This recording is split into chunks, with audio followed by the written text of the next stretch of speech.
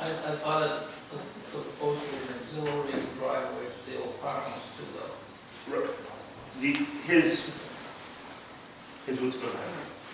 The lot 3, we hope, will be approved as part of this process.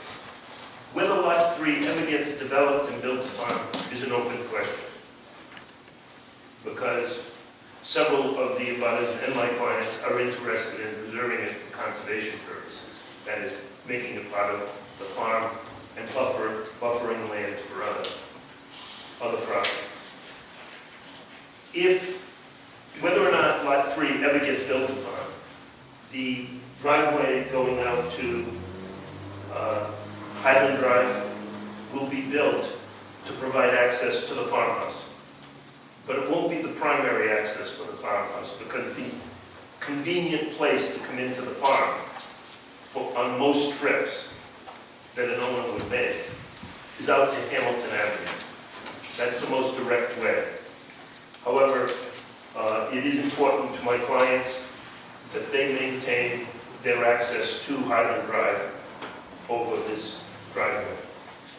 It will be ancillary if lot 3 never gets developed. If lot 3 does get developed with a single-family residence, then it will be the primary access. That driveway that George just described will be the primary access for that house, and an auxiliary access for the farmhouse.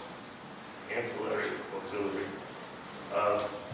We have struck an agreement with Mr. Hefner as to where the driveway will be located, as just described by George, what it will consist of in terms of construction. It's going to be consistent with what the fire department wants, and those specifications are agreeable to my clients and to Mr. Hefner. And so that driveway will get built, and it will be used by the farmhouse, but its primary use might be lot 3, if lot 3 ever gets developed. I can tell you right now, there are people in that immediate neighborhood who are interested in seeing lot 3 donated to a conservation agency, the development rights. So, just to clarify, regardless of whether lot 3 is ever approved, the driveway will still connect through to Highland. That's correct. And that would give public safety vehicles in particular a way to exit the site without... It's even more circulation than the turnaround that I described earlier. Thank you.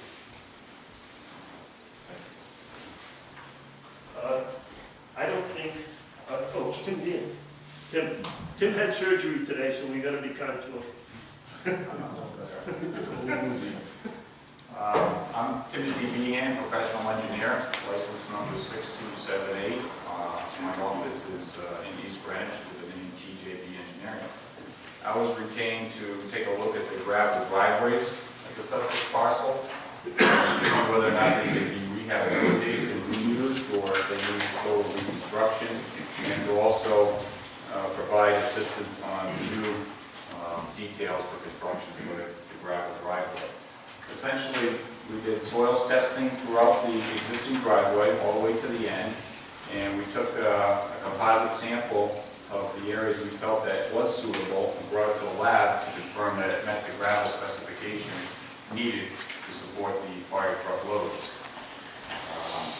The results of that, pretty much about the first 900 feet of this gravel driveway is acceptable with some additional rehabilitation, in which we'll put 2 inches of more gravel on top of the existing gravel. We're going to slope that top of the gravel driveway so it pitches off to the sides and provides appropriate drainage. And we're also going to provide clearance from the edge of the gravel driveway edge to any trees in accordance with the fire department requirement. The last portion of the existing gravel driveway down in this position needs total reconstruction just due to the composition of the soils up there. I've given 2 details to the project team and also project gravel specifications, so it's constructed properly. Additional coordination with the fire department. They're looking for a certain turning radius of 43 feet as a minimum. And also all tree limbs within 13.5 feet from the surface of the gravel road will be trimmed so the trucks can get down. And your clients, the owners, are agreeable to those stipulations? Yes. And I understand, I know you had surgery today. Were you aware that the town engineer had reviewed your report? No. Okay. Mike Darbo heard from the town engineer today, and he said that he accepted that, your conclusion. Is that correct? I did not hear that, I'm sorry. Mike did. I was at a meeting this afternoon. Yeah, Why Mike don't you sit on the side?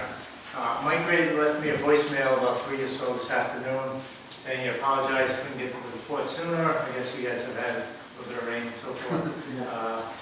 But he did say that he reviewed it, and that he did not have any issues with Tim's report, and it was good, and that he was supposed to try to talk to you, Lisa, to convey that fact, but he did leave me a voicemail to that fact.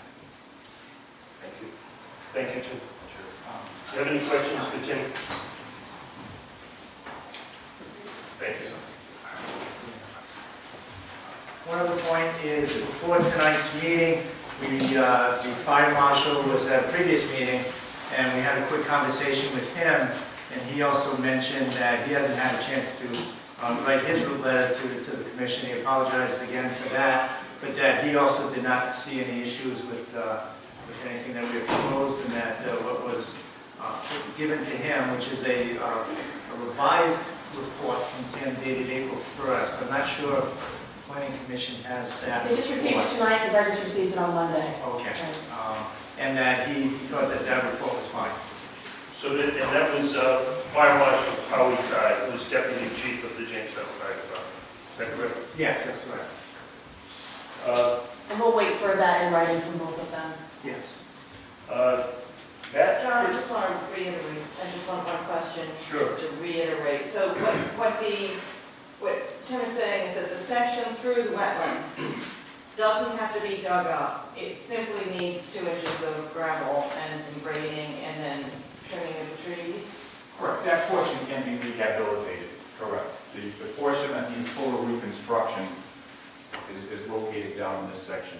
And the part that's going through the wetland does not need DEM permitting. I didn't look at that portion. I provided details for the project team of how that should be constructed. Okay. Mike, would you address that? Sure. Can I say, remember when we walked, that was the broken pipe, actually, it wasn't a spring. Remember we were walking down the driveway, we saw the water pumping out? Yeah. But it actually was a broken pipe.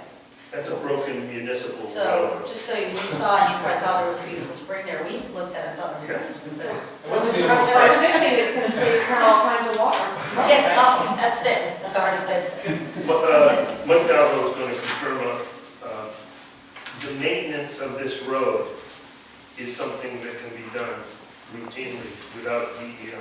That's right. Yeah. If you go into something beyond the routine maintenance, then you go and you get a maintenance permit from around the company. And are there guidelines for what's considered maintenance? I'll read those to you if you like. Thank you. Section 6.03, limited maintenance and repair activities. There's about actually 6 pages of exceptions within the wetlands. But this one here, there's a couple that I believe pertain to us. Item C, normal maintenance of existing or approved property, accessories and lawns, which the driveway is an accessory.